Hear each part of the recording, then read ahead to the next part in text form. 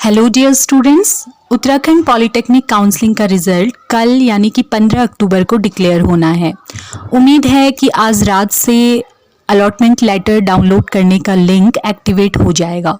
तो जैसे ही ये रिजल्ट डिक्लेयर होता है आप लोगों को अपना अलॉटमेंट लेटर प्रिंट कर लेना है।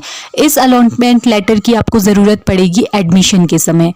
एडमिशन के दौरान आपको और कौन से ज़रूरी डॉक्यूमेंट्स चाहिए, इस पर एक वीडियो मैं पहले बना चुकी हूँ। आपको आई बटन में उसका लिंक मिल जाएगा, आप जाकर उस वीडियो को ज़रूर देखिए। तो अलॉटमेंट लेटर को प्रिंट कैसे करना है, आप अपने रोल नंबर और जो पासवर्ड आपने काउंसलिंग के समय रजिस्ट्रेशन करते हुए जो पासवर्ड क्रिएट किया था, उसी पासवर्ड की हेल्प से ukcounseling.nic.in की साइट पर जाएंगे और अपना प्रोफाइल लॉगिन करेंगे। प्रोफाइल लॉगिन करते ही आपको जो होम पेज दिखाई देगा उसमें ऑप्शन दिखाई देगा सीट अलॉटमेंट रिजल्ट का, और आपको वहां पर क्लिक करना है और आपका अलॉटमेंट लेटर दिखने लगेगा। अलॉटमेंट लेटर में आपको ये जानकारी दी जाएगी कि आपको कौन सा कॉलेज और कौन सी ब्रांच अलॉट हुए हैं और एडमिशन के लिए आपको क्या क्या डॉक्यूमेंट्स लेकर जाने हैं। इसके साथ ही आपको एक SMS भी भेजा जाएगा जिसमें आपको यही जानकारी दी हुई रहेगी। स्टूडेंट्स, अगर आपको अपने अलॉटमेंट लेटर में आपकी पसंद की ब्रांच, अपनी पसंद का कॉलेज मिल जाता है तो बहुत अच्छी बात है।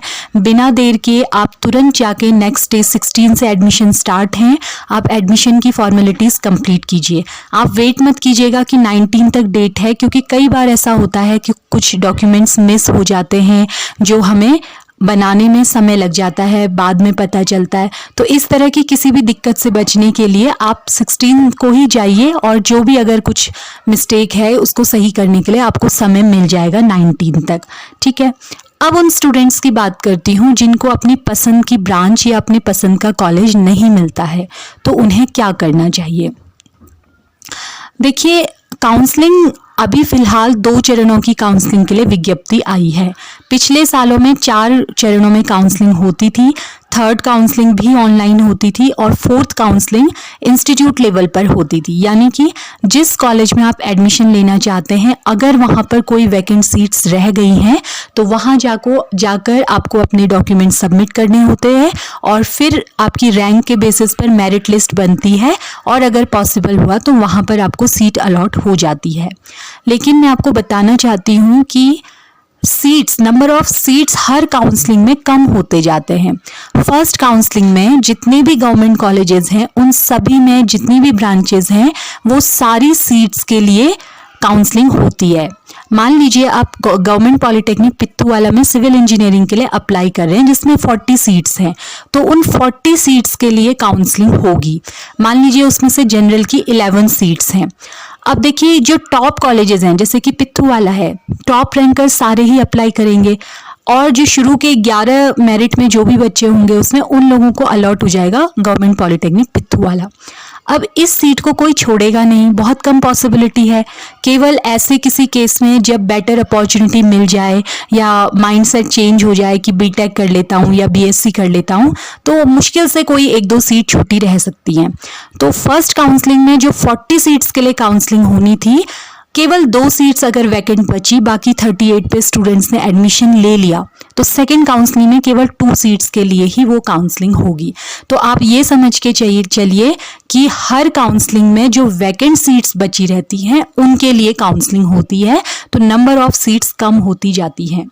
इसलिए अगर आपने पक्का मन बनाया है कि आपको डिप्लोमा करना ही है, तो मेरा ये सजेशन है कि सेकंड काउंसलिंग में आपको जो भी कॉलेज मिले, अगर वो सुटेबल है आपके लिए थोड़ा सा भी, तो आप वहाँ पर जाकर एडमिशन लीजिए। उसके बाद आगे आपके पास सेकंड काउंसलिंग का ऑप्शन फिर भी बचता है।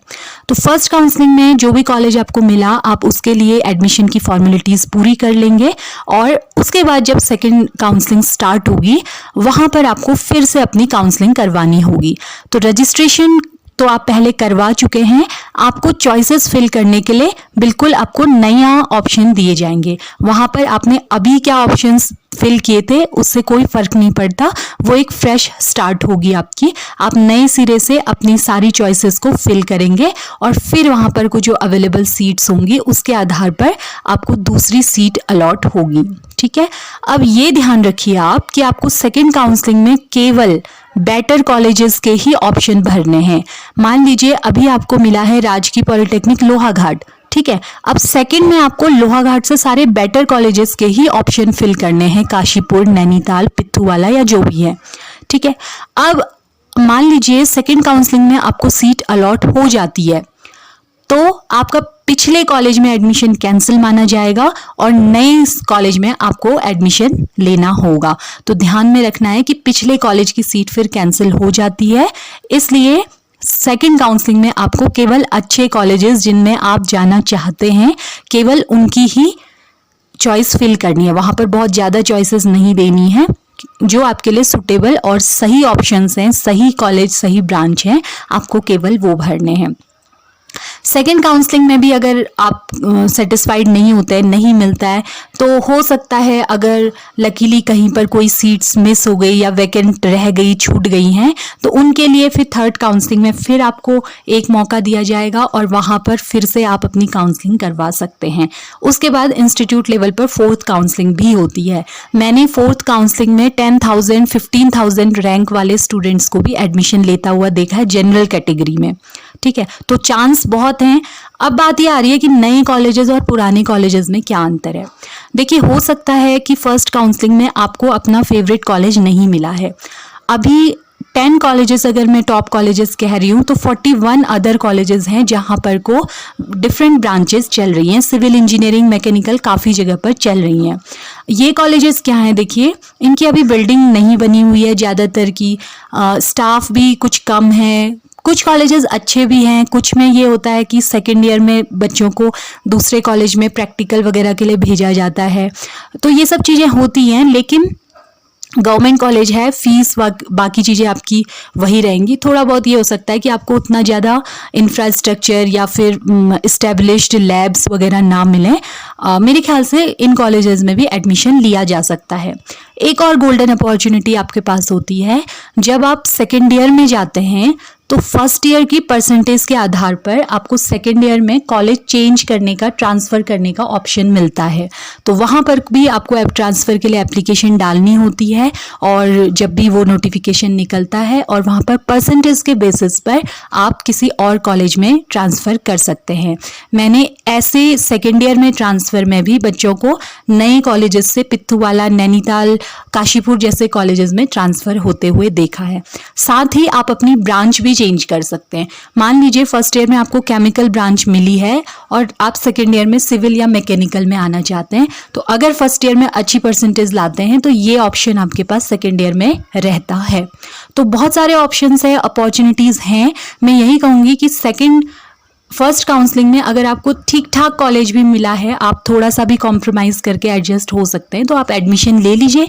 सेकंड, थर्ड, फोर्थ काउंसलिंग तक ट्राई कीजिए, अदरवाइज सेकंड ईयर में ट्रांसफ़र के लिए ट्राई कीजिए।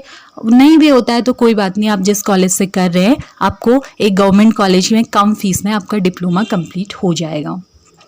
ठीक है स्टूडेंट्स, तो ये था मेरा एनालिसिस। कल हम जब आपका अलॉटमेंट लेटर आप लोगों को मिल जाएगा, आप लोग इस प्लेटफॉर्म पे आपस में डिस्कशन कीजिए, एक दूसरे से कांटेक्ट कीजिए, ताकि एक कॉलेज में आप कौन कौन सिमिलर स्टूडेंट्स हैं, आपको काफ़ी हेल्प मिलेगी एक दूसरे से। तो आप एक दूसरे से भी यहाँ पर बात कीजिए और कोई डाउट्स हो आप कमेंट सेक्शन में मुझे लिखकर बता सकते हैं। नेक्स्ट वीडियो में मैं आप लोगों से बात करूँगी ऐसे ही किसी इंपॉर्टेंट टॉपिक के बारे में।